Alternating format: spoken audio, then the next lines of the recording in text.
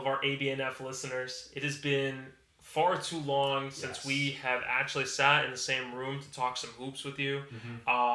Nick, I know it's been about a month, so let's just kind of get into this. You know, we are right almost at the trade deadline, literally in 3 days. Yes. So trade deadline is on Thursday. We also have, obviously, the All-Star game that's coming up soon. The Super Bowl's this week. We have a lot of exciting things to talk about in terms of the NBA, everything that's been going on. Nick, I don't know if you're as excited as I am, but I'm ready to talk some hoops. Yeah, no, absolutely. We got a lot of great topics to talk about today, but before we get to all of that, we have a birthday boy. Give an early happy birthday to Alex Grimm, the host of the ABNF podcast. So I appreciate that, happy man. Birthday, man. I appreciate it. Blessed, man. Blessed that we've been able to do this podcast for about a year and a half now. It's definitely been great. A lot of great discussions. You know, a lot of hours that we've spent talking hoops, chopping it up. And I really appreciate your friendship, man. So it means a lot to me. And I'm hoping that 27 is another year full of blessings and a lot of good times ahead. So really appreciate that. Absolutely. But you want to dive into what we're going to talk about today? Yeah, so we're going to talk about our All-Star team reactions. Do we believe they got the starters right? Do we believe they got the reserves right? Was there any snubs? We're going to talk about it from each conference, who we think got robbed and all of that. We're also going to be talking about our mid-season impressions. I'm personally going to be giving my, as of right now, season awards if the season were to end today. And also we're going to be talking about our surprise team of the year so far. And then we're going to have a little chat about, the Super Bowl, even though this is a basketball podcast, but Super Bowl is a big, big thing, obviously. And I can't wait for that game as well, man. I'm sure you're ready to see Swifties cry on Sunday. I pray that they lose. We'll talk about that at the end of the episode, Nick, but I'm definitely hyped to talk about the All-Star game. So, so the All-Star starters and the reserves have been revealed for this year. Nick, I feel like this year it is the year of parity, where I feel like there are multiple guys from the same team in the All-Star game, and I feel like we see it with like maybe one or two teammates, but I haven't seen this many pair of teammates just get all like lumped in into the All-Star game. Yeah. No, I agree. If that was going to be the pattern, there's one team that got absolutely robbed in the Western Conference, which we will definitely get into about that. So obviously, you want to start off in the Eastern Conference? Sure, we'll start off in the Eastern Conference. So obviously, the starters were revealed: Tyrese Halliburton, your boy. Yes, sir. Damian Lillard, Jason Tatum, Giannis Antetokounmpo, Joel Embiid. Obviously, Joel Embiid won't be playing in the game, but he deserved it, obviously. The reserves, you got Bam Adebayo, Paolo Banchero.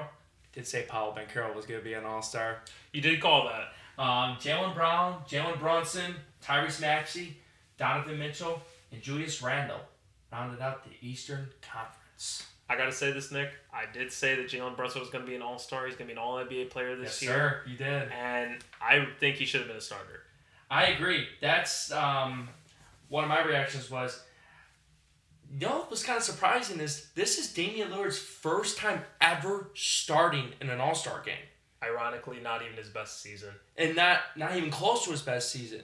I feel like a couple times in the West, I think they gave it to him because they've known that he's gotten robbed so many times for being an All-Star starter in the Western Conference. At least 2 to 3 times he got absolutely robbed. So they wanted to put him in it this year. But I agree with you 100%. I personally would have had Jalen Brunson. He's averaging about 27, 6, and 4 right now. He's playing the best basketball of his career, and he's continuing to grow and continuing to get better. I mean, he can score in every facet of the game. He can hit the three. He's got a mid-range game, good pull-up game. The man can post up too. He's stronger than most guards in the NBA with his size. So I love the way that he's playing. I'm loving the way that he's leading this New York Knicks team. And yeah, I agree with you on that. I think one player, though, that did get absolutely robbed. I know the team's not playing well. That's why he probably didn't get in this year. I personally believe Trae Young deserved it over Jaylen Brown this year. I definitely agree with that. I understand that Jaylen Brown, his numbers are down a little bit, obviously, because now Kristaps Porzingis is there. Drew Holiday is there. Derek White is much more of an offensive option now this year than last year. But tell me a player that was that's been top 10 in both points and assists and not made an All-Star team. I've never seen that before. I mean, can you recall? I mean, I can't recall. I can't recall. I wouldn't. This is not hating on Jaylen Brown. The guy is one of the best guards in the league. But if you look at the stats and stuff like that, I understand why his numbers are down a little bit, obviously, but a guy that's top 10 in both points and assists, how do you not an All-Star? I just think that the problem is that every year we see some guys that get in just based off of record alone. Mm-hmm. Like, obviously, we know the Celtics are 38-12. They're the first in the East. We knew Jason Tatum was going to be an All-Star starter just because in that forward position, he's one of the best in the game. Oh, yeah. I do think that Trae Young, and I think that this always is going to correlate, is when a team isn't doing hot, no matter how well the player is doing. We saw this with Zach LaVine. Like, a year that Zach LaVine actually deserved to be an All-Star when it was in Chicago. He didn't get voted in. Yeah. And it's just all based off of record sometimes. Mm-hmm. So I can understand that. Yeah. But the same, if we're treating that for Trae Young, should we be treating it the same for Steph? Because the Warriors are 12th right now. And that's like another conversation too that we'll get into later. Yeah. But that's just one thing I want to say. Mm-hmm.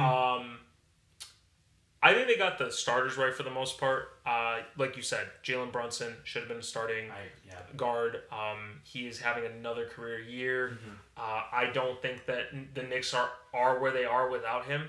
Absolutely not. I think he is literally the engine that is directing them towards success, continue in the future. Yep. I know we've said this before. Mikal Bridges, if he was literally on the Knicks, they would just be the Villanova Wildcats with Julius Randle. My God, yeah. Like, that's insane. But that's how. But this is where we're at right now. Mm-hmm. I like Tyrese Maxey. He definitely deserves to be in the All-Star team. Yeah. The only other one, Nick, that I was gonna say. Okay.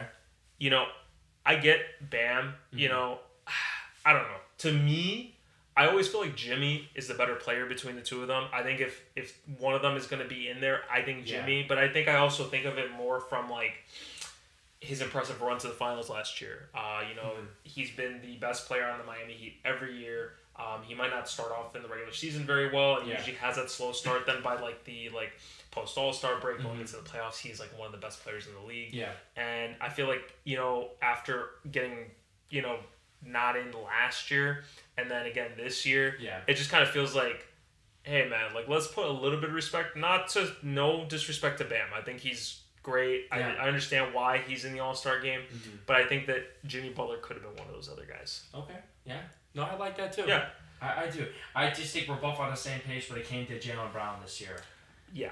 Just our personal opinions on that. I think Trae Young should have gotten in over him. Mm-hmm. One that I would have loved to see, obviously because we didn't see a Chicago guy this year, would have been Kobe White. I think it's so hard though because there's so many guards, and I think like Tyrese Maxey already has argument. Yeah. Obviously Donovan Mitchell, the Cavs are third in the East. Yeah. It's like where would he really fall? If he was a forward, maybe you could have the argument. Yeah. And then Nick for the West. Yeah. So the West starters, your boy SGA. We have Luka Doncic, LeBron James, no surprise. Kevin Durant, no surprise as well. And then Nikola Jokic rounding it out, no surprise for like any of these guys. I'm really not shocked with the starters. I think that I think that these were who they were gonna be. I think you could argue one though. Yeah. Go ahead. A lot of people are not going to like what I'm about to say. This is not disrespecting the best player of this generation. But if you're just going by statistics this year and you're just going by team success, the Lakers are ninth in the West. So the East, they did it based on teams' records, it looks like. But I feel like in the West, they kind of flip-flopped here. And in my opinion, if we were going to keep it real, I think Anthony Edwards has had a better year than LeBron James. Not only because of the team success, but if you were going to put the best 5 players in the Western Conference this year, I'm just keeping it 100. No. I love LeBron James. What he's been able to do in his 21st season? 21st? Yes, 21st season. 21st has been absolutely unbelievable. The guy's averaging just under 25 points per game, 8 and 8 or 8 and 7, something like that. He literally had his first 20 rebounds. I get it. I really do get it. But at the same time, how do you not have a player that's tied for first in the conference, not in the starting lineup? I get it. The All-Star Game is a popularity contest. I understand that. But Anthony Edwards has had a better individual season than LeBron James right now. So my opinion, it's kind of like how SGA got robbed from Steph Curry last year. It just reminds me of that personally. What do you think? I agree with that, and I mean, like, I would have a little more bias because of like the Warriors, but I will say that I do think that LeBron, unfortunately, like he's not facing the league. He's gonna be the face of the league until he retires. Yeah. So you want to say that at the end of the day, he was the number one vote getter, I think, again this year, and it's not that much of a surprise because as much as people want to hate on LeBron, there are a lot of LeBron fans out there, and I don't think people realize that sometimes. There's more LeBron fans out there than there are haters of him. So people are going to come on in droves and vote for LeBron. And, I agree with that too. Yeah. And here's the thing. When the fan vote counts for 50% of your vote, you're going to get... LeBron's going to be the starter until he's like 50 years old. Yeah, basically. I mean, that would... If he kept playing, I mean, that could be... But, when you look at the bench, too, or the reserves, Devin Booker, Anthony Davis, Anthony Edwards, who we just talked about... Yep. Paul George, Kawhi Leonard, Karl-Anthony Towns, and Steph Curry. There's two on this list that I don't like. About the same players here. I don't like Cat. I don't like Cat as an all-star. I don't think he deserved it. I just feel like, and this is what I was talking about. 8 of the 13 all-stars in the West were from the same team. Last year, for example, the only pair of teammates who were voted in were from the East, not the West. Yeah.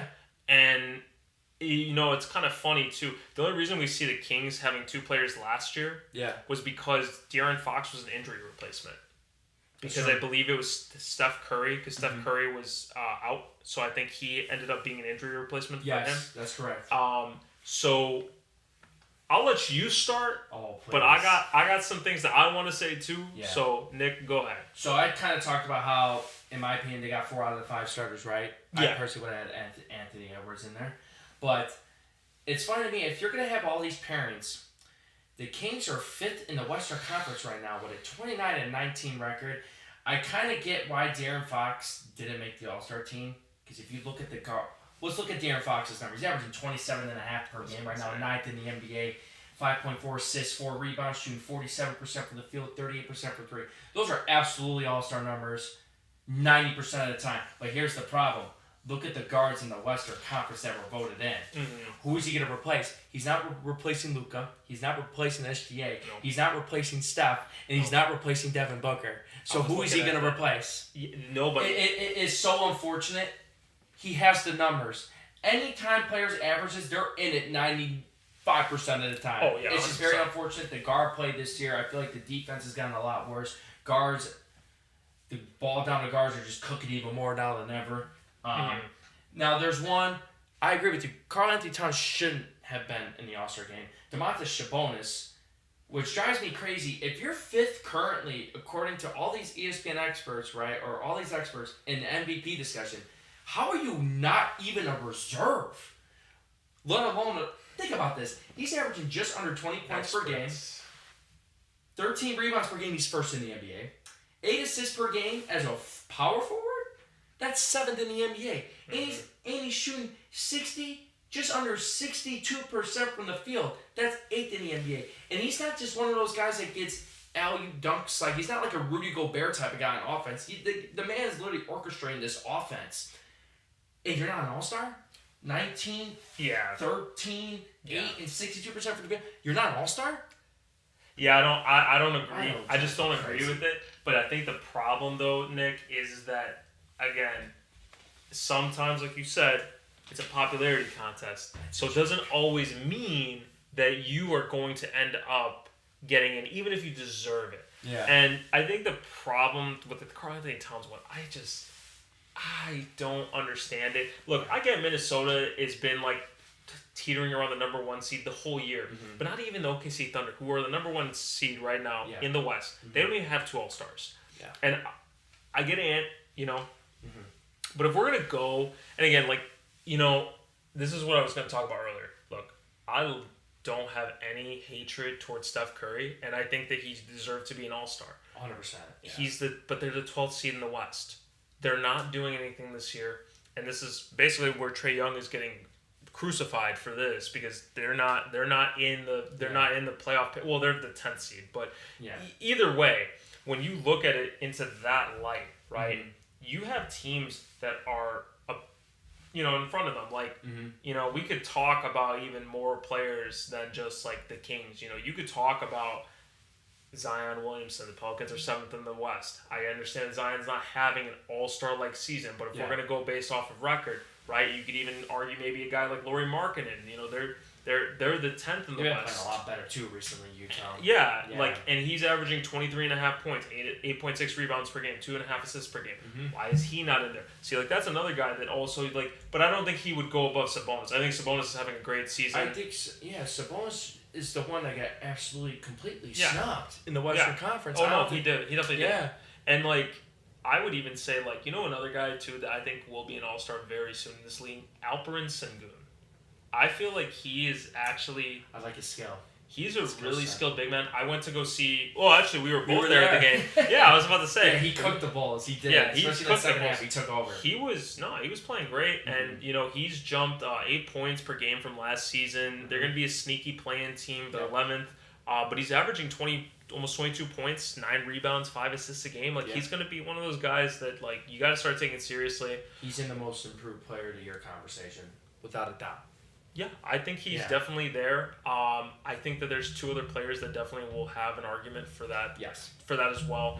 I have no problem with Paul George and Kawhi Leonard. The Clippers have been unstoppable the last 30 games. Absolutely. Like, there's no argument there. Yeah. AD.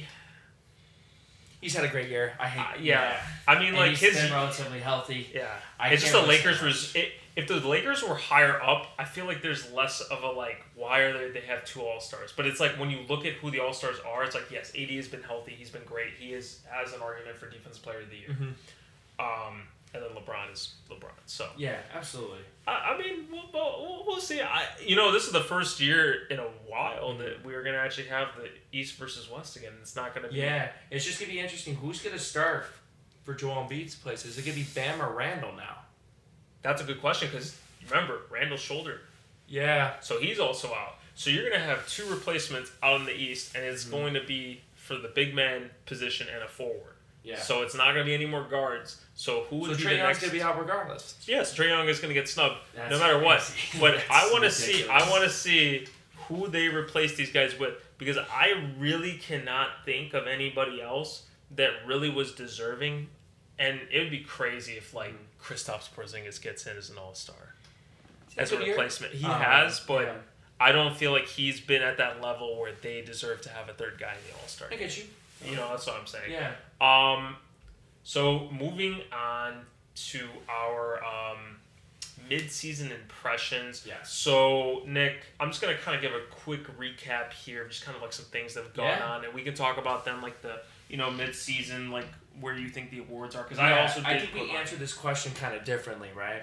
I think we definitely did. Yeah. What I was just going to say about it is when you look at the overall NBA landscape, I would say there aren't too many things that jump out in the East that we didn't expect. I mean, we've talked about this, I think, since the beginning of the Magic are season. a surprise team for sure. Yeah. And I think the other thing, too, is the Celtics and Bucks are up top, where we said they were going to be right when the Dame Lillard trade happened. We said Boston and Milwaukee were going to be there. Boston's at 38-12. Milwaukee's at 33-17. Now, the only surprise that I've had in terms of that is of how quickly a team has turned on their head coach and Adrian Griffin getting fired. Yeah. And then being replaced by my man, Doc Rivers, the man who loves to blow 3-1 leads. And 3-2 leads. And basically any lead. You don't give him a lead. It's very interesting, though, but last time something like this has happened, when a team has had this much success win-loss record-wise... Oh, yes. The team ended up winning the championship. 2016 Cleveland Cavaliers. You are correct. They fired David Blatt. I don't know if they were they first in the Eastern Conference or second when they fired They were either first or second, but they had a really good record. Yeah, they had a real good record, and then Tyronn Lue just stepped in. They won the championship. But the Doc Rivers one, they gave them in a bag, too. I think an it's absolute insane. bag. How can you extend him for 3 more years after literally what happened? Like, I'm sorry. Go. Doc, you should not even be in this position right now. I mean, my man, you were literally laughing. Dude, he was literally laughing when they were like, they made him the all-star coach. He's like, I don't even deserve this. Like, we know you don't deserve it. No shit. Like, there's no argument about that. This is ridiculous. I mean, I can't make this shit up. Like, Doc Rivers just keeps getting a chance to the NBA. Yeah. Bro, the 2000, like, the only thing he has is the 2008 Celtics. What happened in 2010? They blew a 3-2 lead to the Lakers. He had all those years of Lob City. Yeah. He squanders that. They kind of have that. Too. And look at this team now. And the Clippers. He had the Clippers with Kawhi and PG. Yeah, he had them. Yeah. And what has he got for it?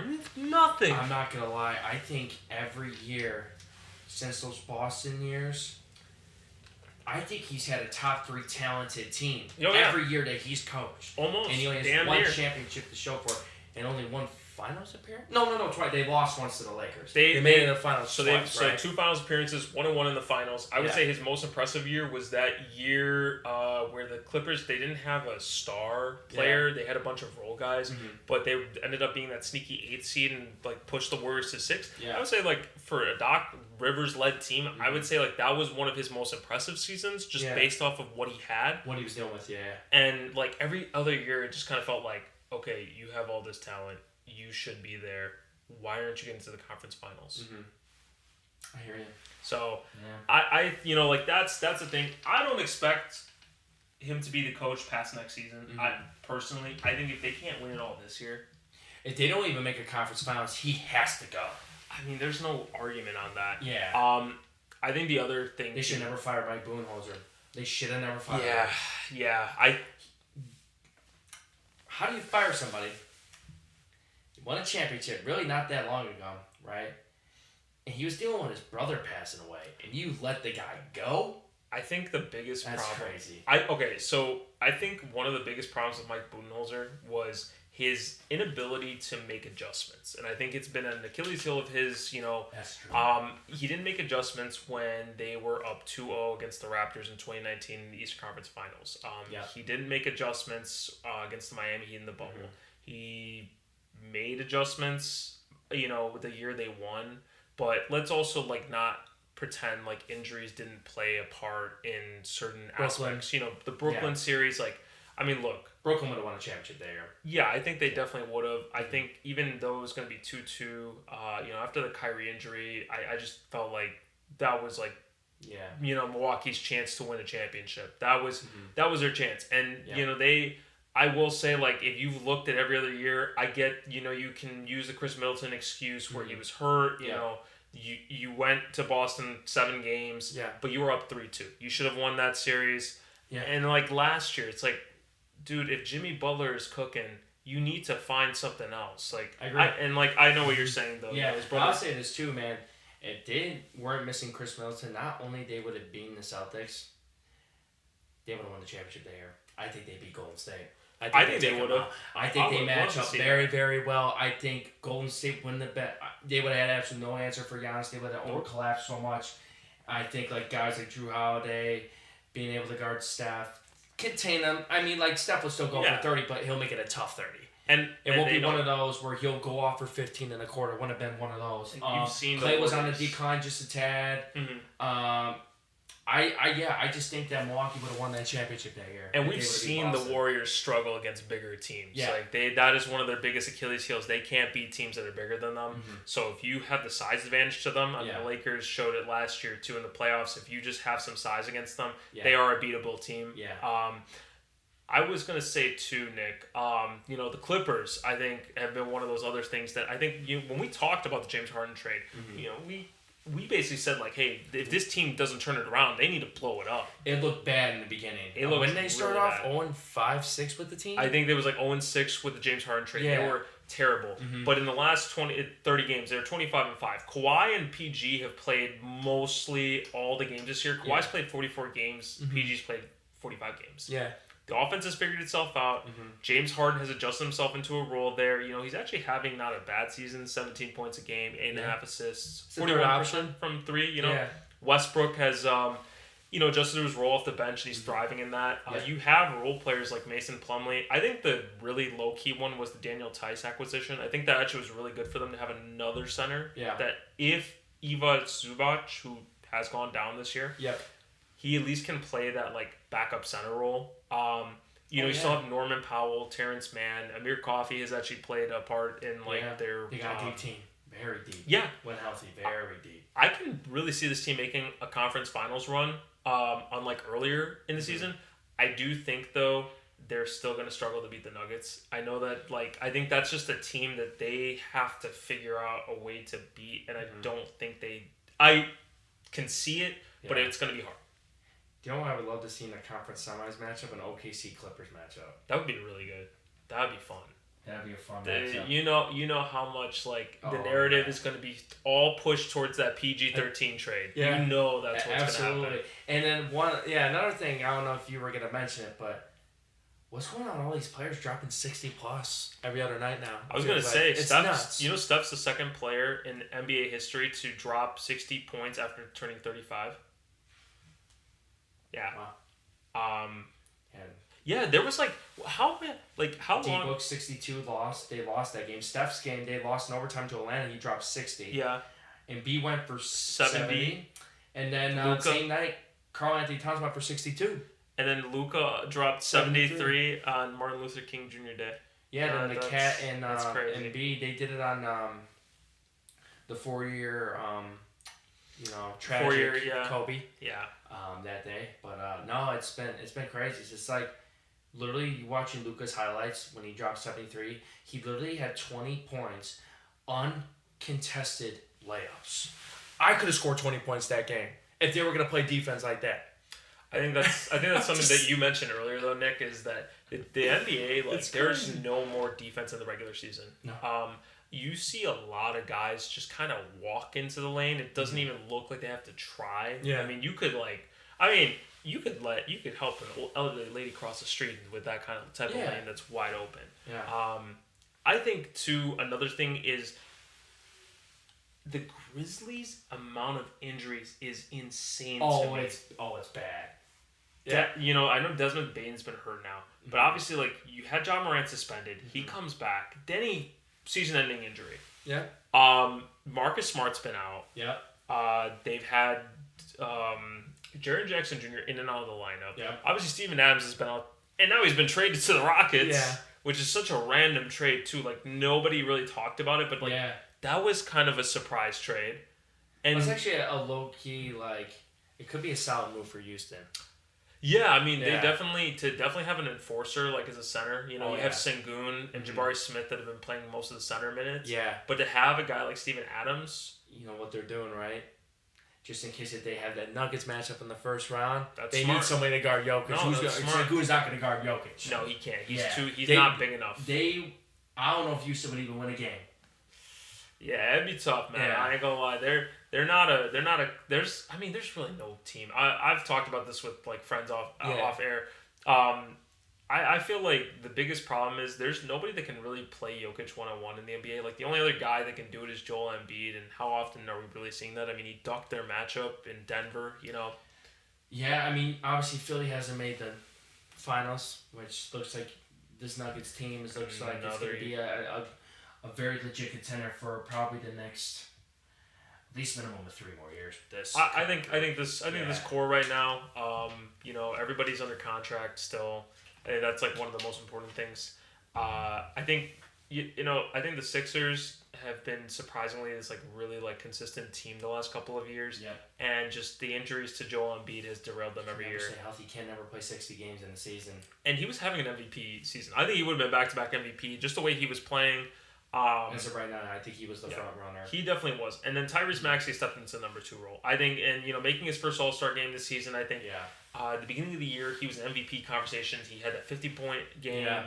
I think he has really shown that he was able to take that next step up. Mm-hmm. And, now with Embiid out, which, I mean, they're saying if he does try to just rehab and not go for surgery, he could be out at least 1 to 2 months, which still, if we look at it right now, today's February 5th. Yeah. If he comes back in 2 months, that's April 5th. So that's right before the playoffs start. Yeah.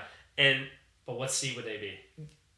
We don't know because we don't know how good this team is going to play without Joel Embiid. Yeah. They don't really have another center. Yeah, my question is now Daryl Morey is going to definitely have to make a move for a center. Yeah. It's just a matter of who. Obviously, you're not going to find another Joel Embiid out there, obviously. No. But you got to find some sort of center that could give you some scoring contributions.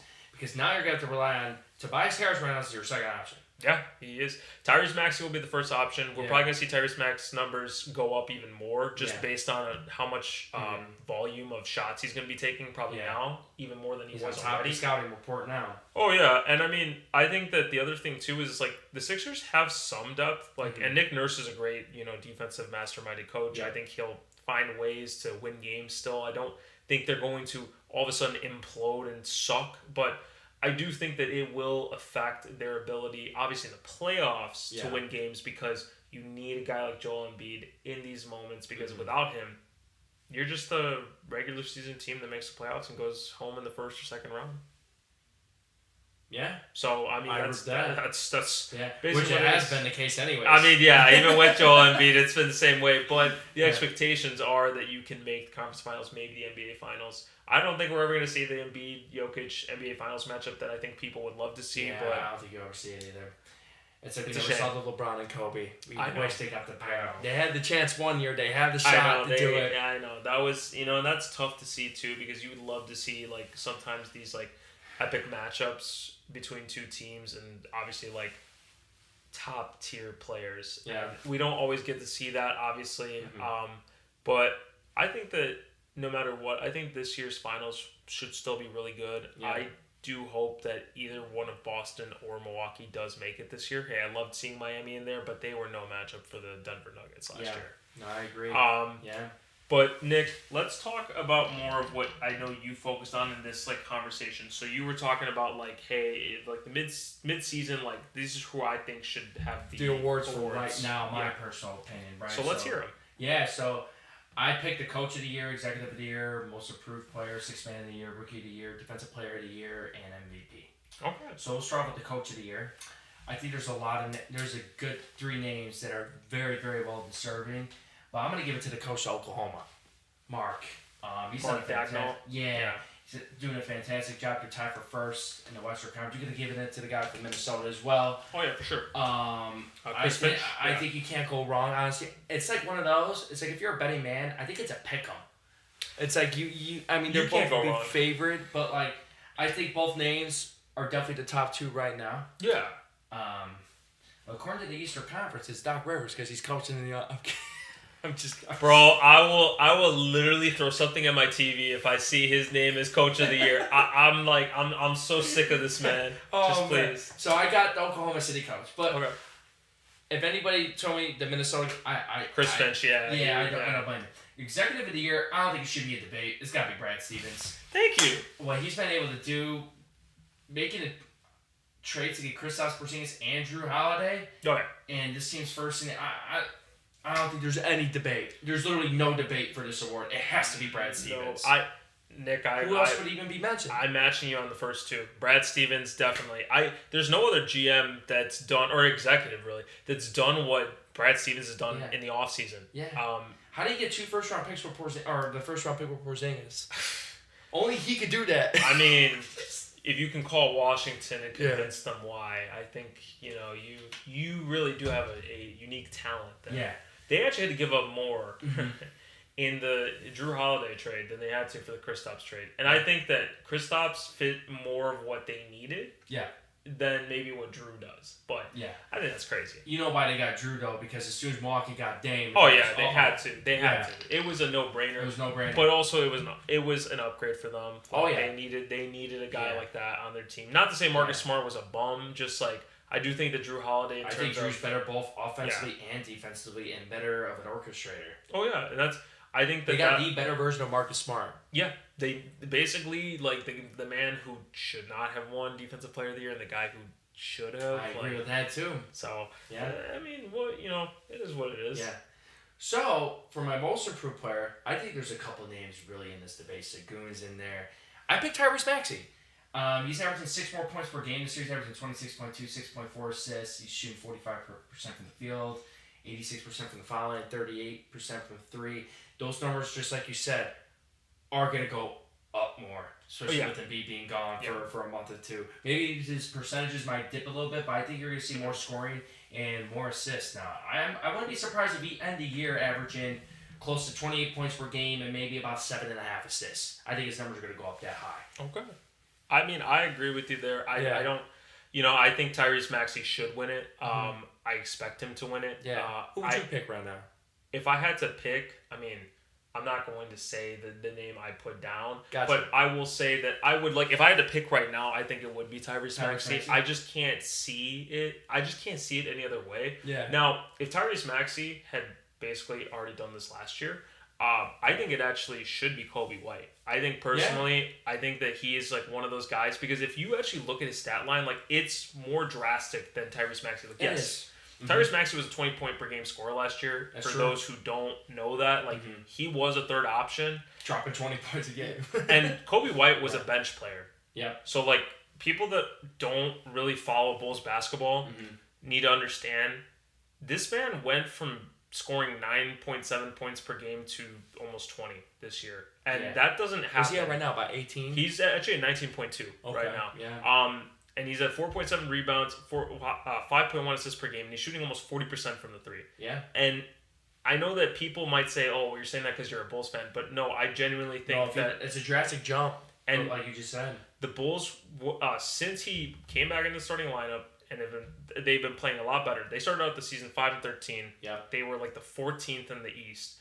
They've been 18-14 since he came back in the starting lineup, and he's been one of the biggest driving forces. Obviously, when we were both at the game, we saw him drop 30. Yeah. I think he was a huge reason of why they won that game. That was the dagger right there. Yeah. Yeah. But I would definitely have to say, though, a betting man, Tyrese Maxey. Yeah. But Kobe's very deserving. He was one of the top three options for me. I think Sengun, Maxey, and Kobe White. I mean, those three are definitely up there. Sengun has had a very Sengun, definitely. good year, too. So, for my sixth man of the year, I got Tim Hardaway Jr. right now. Ooh, he's averaging over 18 points per game coming off the bench. Okay. I think there's a couple other names you could mention, but I think this is going to be one of those years, somebody that's a little bit older, kind of like a Jamal Crawford kind of type. Mm-hmm. And I think Tim Hardaway Jr. is the guy for sixth man of the year right now, personally. I respect that. Yeah. I think, that's actually a name I would not expect, just because I feel with the Mavs too. Yeah. You just don't really hear about them Yeah. I guess outside of really Luka and Kyrie, we don't really hear much. Yeah, you don't even think he's averaging 18 points per game if you're not a fan of the team or anything like that, Yeah. But that's all about perspective at the end of the day. Yeah. I think that a lot of guys don't realize how much some of these role players that are on these teams can really make that type of impact, and the fact that he's coming off the bench too. Yeah. So, not gonna lie to you, Nick. I actually did not put a sixth man of the year. Okay. But if I were to take a wild stab at it, see, this is going to be bad because I definitely don't have one prepared. Yeah. But I'll come back to that. Yeah. But I'll give you one before the end of this episode. All right, sounds good. All right, so the next one I have was Rookie of the Year. Obviously, it's a two-man race. Hykish Jr.'s had a great year, but unfortunately he's not going to be in this race. It's obviously between Victor Wembanyama and Chet Holmgren. I have Victor Wembanyama personally right now. I mean, look what he's done. He's averaging over 20 points per game as a rookie, 8 rebounds, 3.2 assists for 5 doing that. That's pretty impressive. 3.1 blocks per game. That's first in the NBA as a rookie. Oh, yeah. He's even averaging over a steal per game right now. He's shooting 46% from the field, but a lot of people are like, damn, he's a center and he's shooting 46%. That's because he takes a lot of threes. He's only shooting 30% from three. So if you look at it from that standpoint, you'll understand why he's shooting like a guard percentage as a field goal percentage-wise. And he's shooting over 80% from the foul line. He's shooting 81.3% free throws. I understand the team's 10-40 or 10-41. I get it. But this guy is going to be so good. I honestly won't be surprised if the Spurs could put some talent around this kid in 3 to 5 years, he could win MVP. I think that I do think that Victor Wembanyama is a generational talent. I think his length, his versatility, and his ability to really just affect the game in a way we haven't really seen before. Mm-hmm. And like you mentioned, averaging 3 blocks a game, people are like, well, he's a center. It's like, no, you don't understand. Rudy Gobert, who I think is one of the better shot blockers, only averages 2. Yeah, he's at 2.1 right now. So, I think that one of the things that he still is going to have to improve on, because I think the way the league is just his 3-point percentage. Yeah. 3-point shooting is at 30%. Yeah. But he's going to be a cheat code. I mean, Dude, have you seen like some of the lobs? Like, it's just unfair. Like the way he just like catches it and just puts it in the rim like nothing happened. The amount of times he's blocked shots, just literally catching the ball instead of just actually like swiping it. He's just catching. Like, it's insane. It's insane he's been able to do. Also, I get that like Chet Holmgren is going to be the other person that's going to be talked about. Yeah. But I think their matchup, like the one that we just saw just a week and a half ago. Yeah. I don't think Chet Holmgren deserves to win the award over him. I think he's had a great rookie season because he's really a second year player. And in that game, like Wemby went for 24, 12, and 4 blocks, and he also had that poster on Chet. So he's different. I just think like between the two of them, like Wembanyama deserves the MVP or not MVP, Rookie of the Year. Yeah. But that's just because of like just based off of his skill set alone. Yeah. Like, we haven't even seen the best of him yet. No, this is only the beginning for Wemby, and it's going to be scary what this kid is going to be able to do. I'm really scared to see what's going to end up happening once he actually like has a team around him that's confident, because Jeremy Sochin does not know what he's doing. Yeah, there's even been rumors like there's a lot of good, talented players like, I want to play with him. Trae Young was actually one of those that was rumored. I don't know if it's true, but hey, I would love to play with Wemby. Okay, so Defensive Player of the Year. I went back and forth. I'm not even really confident in this answer, to be honest with you. But we just actually got done talking about him. And I would have to go with Rudy Gobert right now. Second in the NBA in rebounds, almost averaging 13 rebounds per game. He's getting over 2 blocks per game. They're number 1 in the Western Conference. They have one of the best defenses. I mean, he's the interior of that defense. I just question how he's going to be able to defend in the playoffs, because they're going to put him on the perimeter a lot more. But if you're talking just regular season, I think as of right now, I think Rudy Gobert is the front runner for Defensive Player of the Year. I actually have Rudy Gobert as the Defensive Player of the Year as well. Okay. I actually would say if it's not going to be him, it's going to be AD, just based on his health this year. Yeah. But I think one of the reasons why I have Rudy Gobert as Defensive Player of the Year is, one, he's one of the best shot blockers in the league. Like we said, 2.1 blocks per game. Yep. But Minnesota's been one of the top teams defensively the whole season.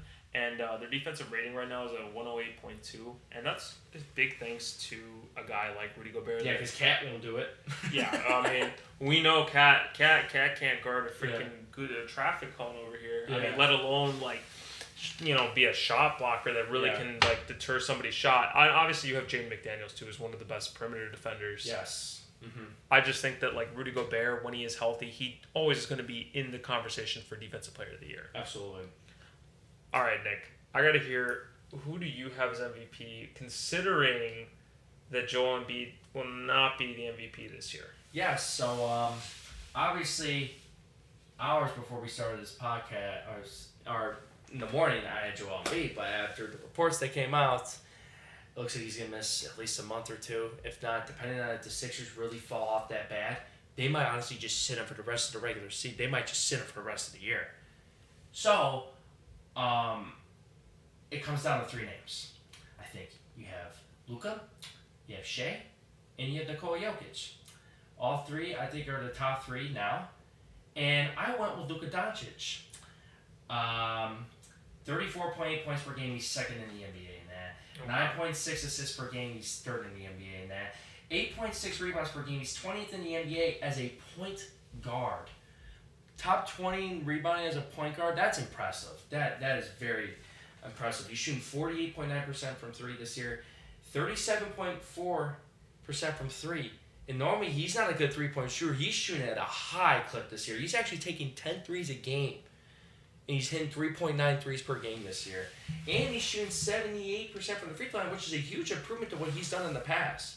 Because that was one of his flaws, was his free throw shooting. So I think across the board, he's had an unfreaking believable year. I understand the record's not all that in the Western Conference. You can make a case for Nikola Jokic. You can make a case for SGA. But I think this is the year that Luka can actually do it. If the Mavs end up being a top 5 team in the West, somehow they have a good second half of the season, I don't think how you can't give this guy the MVP. I think that Luka could win his first MVP this year. Mm-hmm. I'm going to be honest with you, Nick. Like, I actually don't have him right now as the MVP. Yeah. If I had to choose today, I was debating between him and the person I chose. But I don't think you're going to be that shocked that I chose this person. Okay. Now, the reason why I chose this person, like you talked about, Luka's record, like the Mavs record, is not as good. It's like the Russell Westbrook kind of thing. You know, like that would be, because like right now, I believe the Mavs are the 7th seed. I think so, yeah. So I think, like it would be a Russell Westbrook type of MVP. Mm-hmm. But I actually think it would be SGA. I think his numbers still have the argument.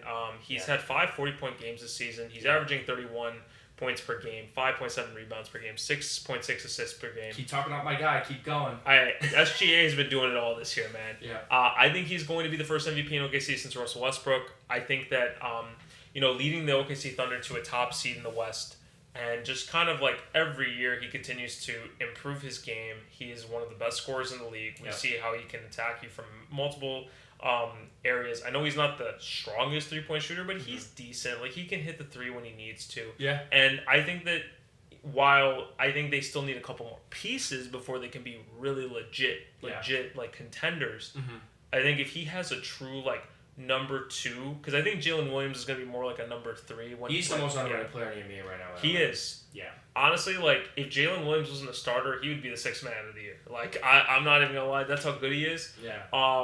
But, Nick, if Cam Thomas is not defined as a starter, because I know he's kind of been in and out. Ooh, that's an interesting one.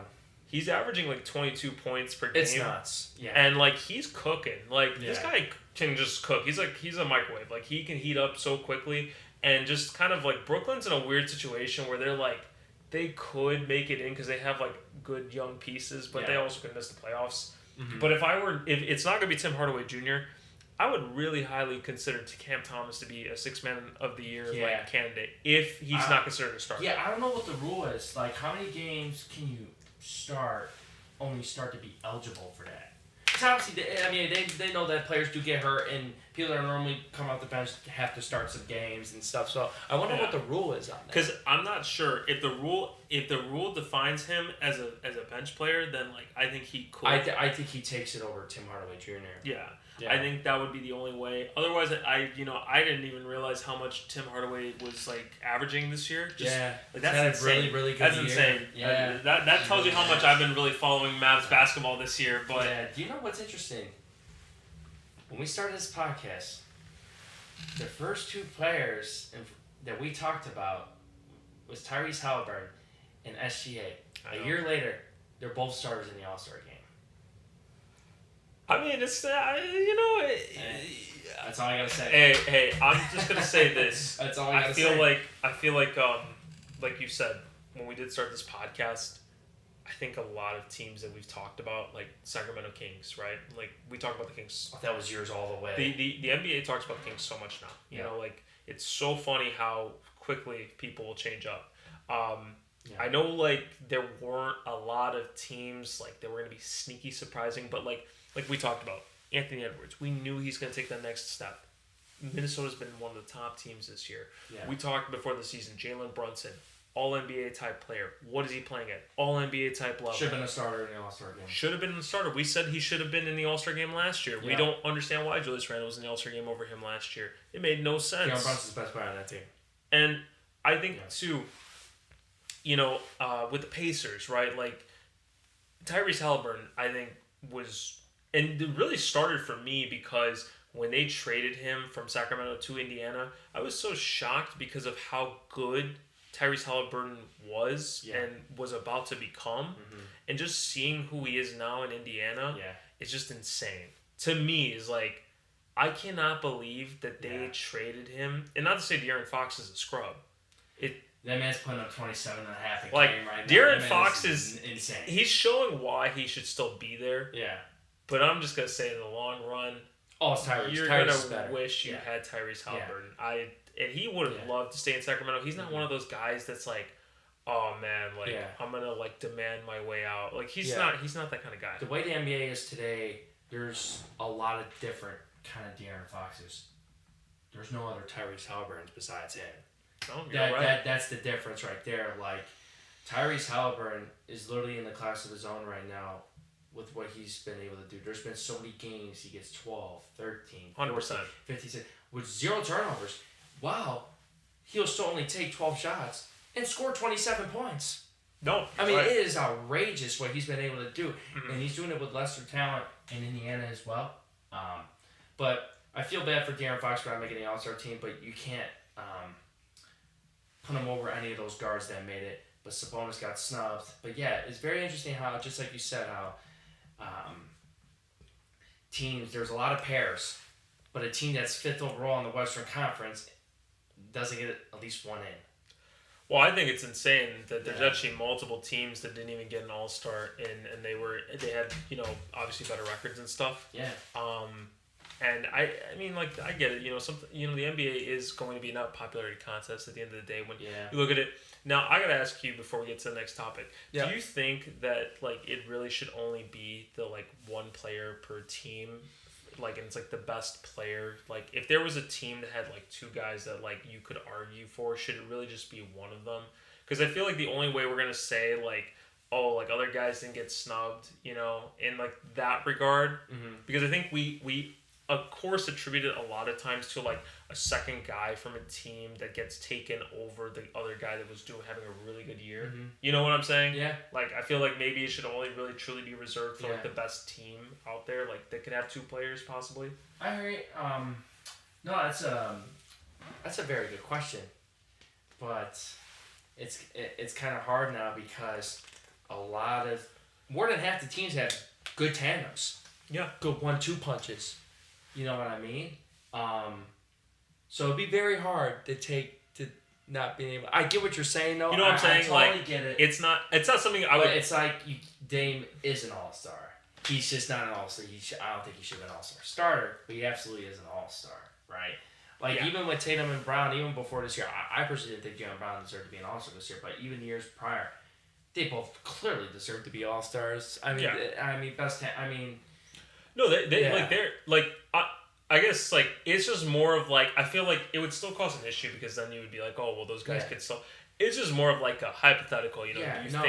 Yeah, it's very unfortunate because like not only All-Star games but all NBAs, somebody's getting snubbed every year. It's just very unfortunate. It's not just in basketball; it's in all sports too. Like someone's getting. It's just very unfortunate because there's only a limited amount of spots. Can't give it to everybody. Can't give it to everybody that's having good or great seasons. That's true.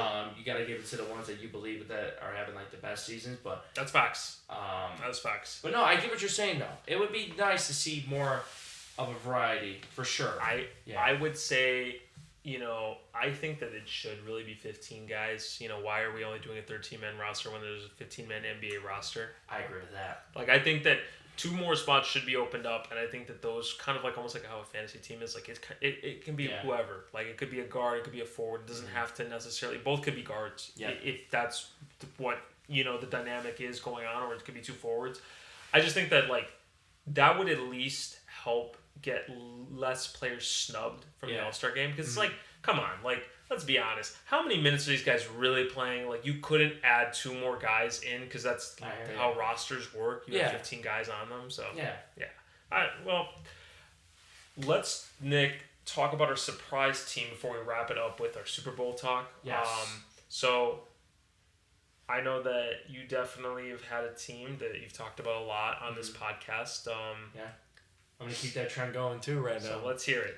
So, it's Oklahoma City Thunder for me because even before the season, we knew they made the plan last year, right, without Chet, and we knew going into the season, we knew the younger guys were going to get better, Jalen Williams, and then we knew Chet Holmgren was going to be there. We knew that SGA was going to take another step. But going into the season, nobody had Oklahoma City in the top 6 in the Western Conference. Nobody.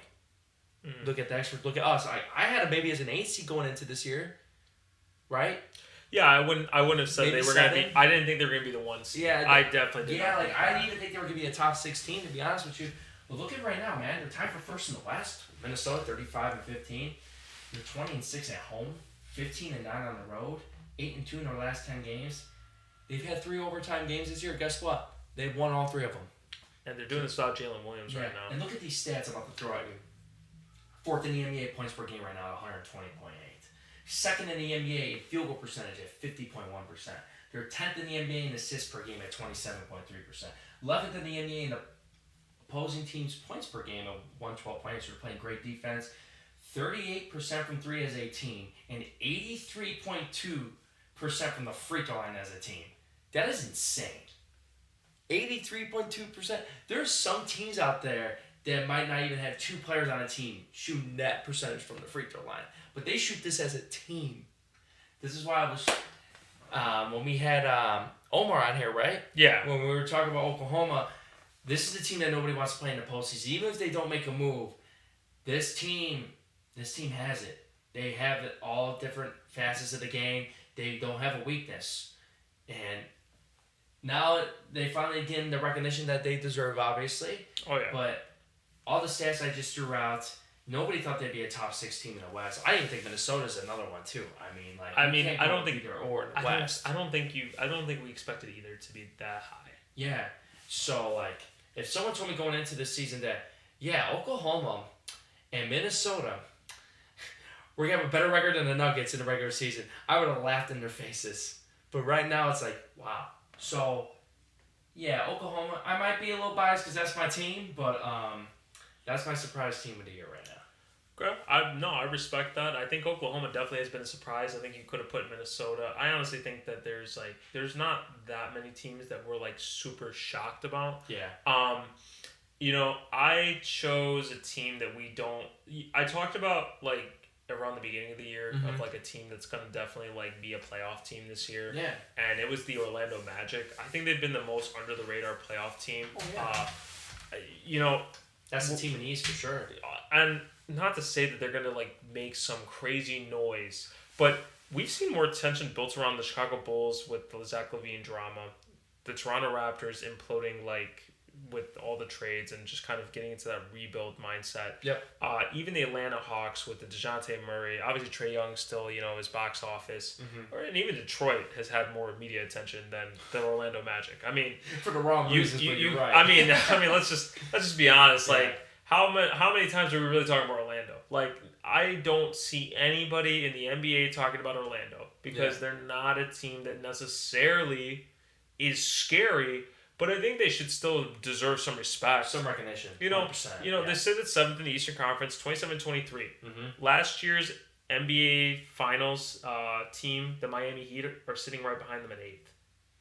And the Bulls are at 9th. So, I'm just to kind of put it there, Paolo Banchero is going to be a top 20 player very soon in this league if he already isn't there. Yeah. And I think that he is definitely showing why he was the number 1 pick last year. He's in the All-Star game already. He leads his team in all major categories: points, assists, and rebounds. 23 points per game, 6.9 rebounds per game, 5.1 assists per game. Yeah. Their offense isn't amazing. They're a bottom of the barrel type of offensive team. Yeah. But ironically, they have 6 guys that are averaging double digits in points this year. Yeah. But they do have a really good defense. They're actually rated 4th in the NBA right now. Defensive rating at a 111.9. Yeah, good young team and some good veteran players off that bench. Yeah, Joe Ingles. Obviously, Jonathan Isaac is back this year. I know he's been dealing with injury the last couple of years. I really like Paulo and Franz Wagner. I do think that at some point they do kind of have to figure out what they want to do with Wendell Carter Jr. and maybe Mo Wagner. I know that you have both Wagner brothers, but I think that Franz is better than Mo. But and I just think they have a little bit too much size where they need to find another area of the team that they are lacking in more, and kind of find somebody to replace. So I think some of these younger guys that they do have, I think at some point they will need to make a trade to really get to a better position in terms of competing. Because right now, like I said, if they ended the season today and they're the 7th seed, they play let's say they win the play-in, they're the 7th seed still, right? They're going to play Milwaukee. They're not beating Milwaukee in a 7-game series. I think they get swept. I just don't... They don't have the offense. That's, Yeah. Their defense will, keep them, honest, but they're not going to beat Giannis. They're, Dame as a second option out in the playoffs. Oh, my God. And another thing, too, is, they did have a chance to make the final 8 of the in-season tourney. They were eliminated just because of a tiebreaker. Like, they did play really well in that. Mm-hmm. So I do think that they do have the capability of being a better team in the future. Yep. But I did just want to kind of just use that as a surprise team. I think Minnesota's a great team to talk about. Yeah. But I just kind of feel like in the East, we didn't really have any surprises. I feel like we all knew kind of what was going to happen. Magic are definitely the surprise team in the East. Yeah. Yeah. But Nick, that's kind of how it is every year I think for us is the teams that we usually talk about, ironically, are always going to be the ones that end up getting talked about by the media after us because we're just mind readers. You should trust us in sports betting. 9-leg parlays, we got you. No worries. Hey, if you mortgage your house, I didn't give you that advice. Yeah, but yeah. So you guys know in advance. Yeah, just so you don't hold us to that standard. All right. Yeah. I'll put a disclaimer on the bottom of this video too, just so you don't try and come after us. But I know that we're a basketball podcast, but Nick, the Super Bowl is this week. Yeah. I definitely want to make sure that we get this video out before the Super Bowl, but I just want to ask you. Well, how do you feel about the Super Bowl this year? Who do you got? And what color Gatorade are you betting on? So how do I feel about the game? Yeah. I mean, my preseason prediction was San Francisco 49ers was going to win the Super Bowl this year. Yeah. So I'm not surprised. Obviously, it's a little surprised to see Kansas City for how they struggled a lot in the regular season, especially their receivers dropped the most balls. They had very bad receiver problems. But, again, as soon as Taylor Swift comes into the picture, they somehow make another freaking Super Bowl. It's very annoying. Travis Kelce had a down year, too. He even have 1,000 yards receiving, but in the playoffs, he's like the prime Travis Kelce of old. They were even talking about Andy Reid was going to retire after this year. I don't think that's the case no more. They just made another Super Bowl. Whether they win or lose this game, they just made the freaking Super Bowl again. You know what I mean? They're on the verge of possibly winning back-to-back. I want San Francisco to win. I picked them before the year started, and I'm going to stick with them. I think they should win this game. I think last year was kind of like Philadelphia had a better overall team than Kansas City, but Kansas City still pulled it out. I think Kansas City struggles offensively. He's going to catch up to them in this game. I know San Francisco's defense has struggled the first couple playoff games. Mm-hmm. They started off really slow, but I think San Francisco has got fast linebackers. I think they're going to – Travis Kelce – is not going to go off like he did against Baltimore with 10-plus catches, 100-some yards. San Francisco is going to make a receiver. They're going to pack the blocks. They're going to blitz him all night. They're going to double-team Kelce. They're going to go one-on-one on the perimeter. They're going to make some receiver beat them. It's not going to be Travis Kelce. If it is going to be the Kansas City Chiefs, time again, if they win the Super Bowl, it's going to be because of Rashee Rice, because he's their best wide receiver. Yeah, not only that, their defense. This has been the best defense Kansas City has had in the Mahomes, Reed, Kelce era. Yeah, I was going to say, they definitely, that's their secondary, and their passing defense is really good, and that is going to be my big thing for why I'm actually going to go with Kansas City in this game. So I know that you don't like that, and I'm not doing it because I like Taylor Swift. Trust me when I say that. I don't care for Taylor Swift like that at all. So my reason for actually picking them is just, I think it's, it's not because they're necessarily my favorite team in the world. There's just something about this team that just keeps telling me is they're going to just pull it out somehow. They'll find a way to win. And it's just kind of like New England. New England made the Super Bowl. It felt like almost every year. Yeah, and they would always find a way to win. Yeah. And I just feel like that's what's going to end up happening. Look, Brock Purdy is not the best quarterback in this league by far, I do not think that he is even I think there's been a bunch of guys that have been talking about this though. Yeah. Brock Purdy might be the 9th best player on this team. That is literally how many great positional players they have. Honestly. And I do think that Christian McCaffrey is going to have a great game. Mm-hmm. I think because they're going to have to rely on Christian McCaffrey. I don't think it's going to be Brock Purdy that wins them this game because that pass defense is going to limit Brock Purdy and him deep balls down the field. Yeah. And we've seen that for most of the playoffs with Kansas City. They've really limited mobile quarterbacks from making long passes. Obviously the Josh Allen game was one of the only ones that I saw that I would say they looked kind of The defense was a little bit vulnerable. I just haven't been impressed with San Francisco. They almost lost to Detroit last week, and if it wasn't for Dan Campbell's like gutsy play calling, like I just don't. They could have lost both games. They could have lost to Green Bay too. Yeah, they really honestly, they probably should have lost that game. You remember we were watching that game, man. Like I mean, like a missed field goal. Obviously, that was a huge one. Yeah. You know, you just kind of got the momentum, but I feel like San Francisco always can beat Green Bay. Like there's just like sometimes you just can't explain it. It's just like bad play calling. Just you were in the right situation at the right time. I get it. If I was a betting man, anytime Mahomes is an underdog, you take him. Yeah. We're going to be honest. Yeah. But I just think San Francisco, I think from top to bottom, just has the better overall team. Oh, yeah. No, they do. I would definitely agree with you. I know the defense has struggled, but in the regular season, this defense was playing lights out, San Francisco. I mean, they got the front four. Yeah. Their linebackers, Fred Warner's one of the best in the game. They got great corners. Their secondary is pretty solid. I don't understand why they've been struggling the way they've been. I'll say this, though. I think the big storyline is Kyle Shanahan, right? Yeah. He blew a 28 to 3-point lead as the offensive play caller for Atlanta. Yep. He blew a double-digit lead in the fourth quarter against Kansas City in the Super Bowl. 6 minutes left. Right? Yep. So if you lose this one, or if this is another scenario where you're up by double digits again in this game and you end up losing this game, is his job on the line? It's definitely going to be called into question because you have so much talent on this team. He'd be the biggest choke artist, coaching-wise, possibly in NFL history. He would be the Doc Rivers of the NFL. Yeah, I would put him. I would put him up there, but I don't know, man. I don't think anybody's coming for Doc's title anytime soon. but he would definitely be up there. This man does get the Super Bowl, so I'll give him credit where credit's due. Yeah. Yeah. I mean, this is gonna be his third Super Bowl he's been in. Second as a head coach.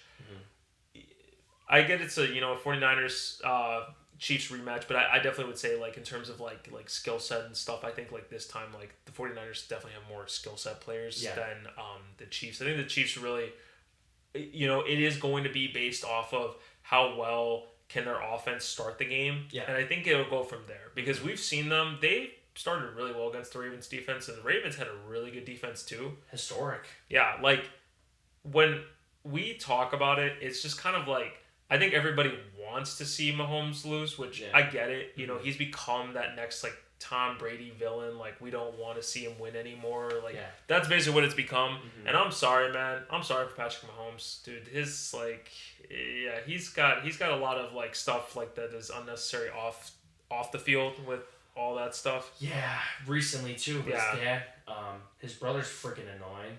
Yeah. Yeah. Jackson Mahomes and his wife can be like a lot too, and I think like they put her and Taylor Swift together. Yeah. Oh my god. I think for like NFL fans, nobody wants to like see that, and I mean I feel bad, as well. Like his dad getting like a DUI like right before the Super Bowl, like that's never. They have to answer a lot of questions, especially the Super Bowl. You have to do a lot of like interviews and stuff and deal with a lot of media like for an entire week before the game even starts. 100%. So he's going to be getting a lot of those questions, and it's very unfortunate, right? Because obviously someone in his family, and obviously anytime the media sees something though they will player's pick family, it apart. They will not stop asking about it. So it's going to drive him through a wall, but I know his mentality as a player. I'm not going to be surprised if Kansas City wins the Super Bowl, right? But I just think that San Francisco is going to really game plan really well. I think their defense is going to play a lot better. I think it's not going to be one of those high-scoring Super Bowls. I think this game's going to be really, really tight. If I had to give a quick prediction here, I would say San Francisco 24-20. Okay.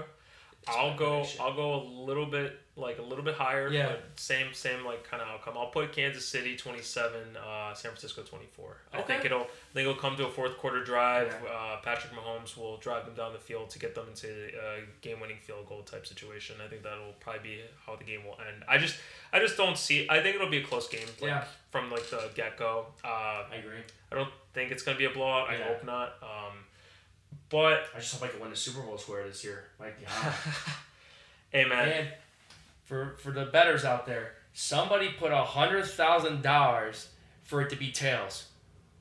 Put your money on heads now. That's all I'm going to say. That's one advice I'll give people. All right. That is Nick Levere's professional betting advice. And if it's tails, grill me. Grill me, but I'm going with heads now because somebody put $100,000 for it to be freaking tails, which is kind of insane. But I'm putting the Gatorade as orange. Don't trust my expertise. I'm doing the Super Bowl color, purple. Purple. Okay, I respect that. Or red. Red. Oh, Chiefs red. win the Super Bowl. It's gonna be red. Red. Yeah. Andy Reid's about to get a red Gatorade bath. Yeah. All right.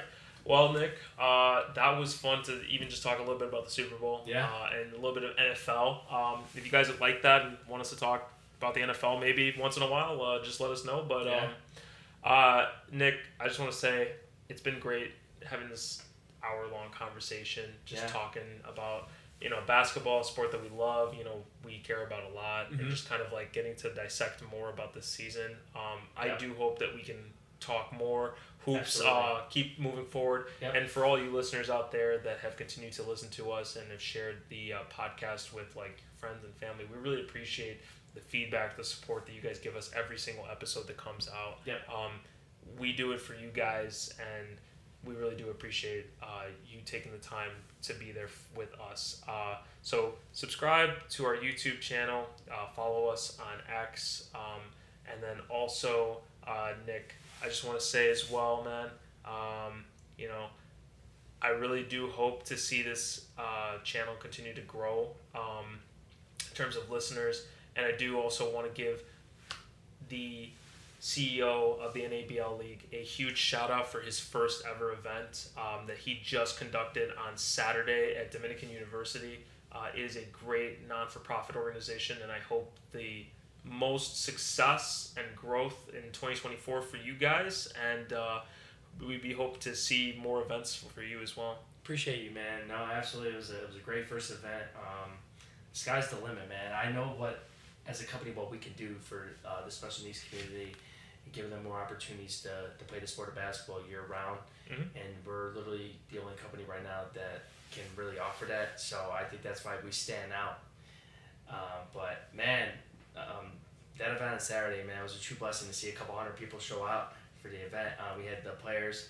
We saw some three-pointers, man. Oh, yeah. It was really fantastic. I want to thank Dominican University for organizing it perfectly. I want to thank everybody that came out. So, man, let's just see what happens in the future, man. I'm so excited for the future of my nonprofit. Yeah. Well, man, we're going to be here for the journey with you on that. So definitely, guys, definitely check that out as well. Links will be down below in the description. And for myself and Nick, this is All Ball, No Foul. Thank you, guys. Enjoy the Super Bowl. Have a great week, and we'll talk to you very soon.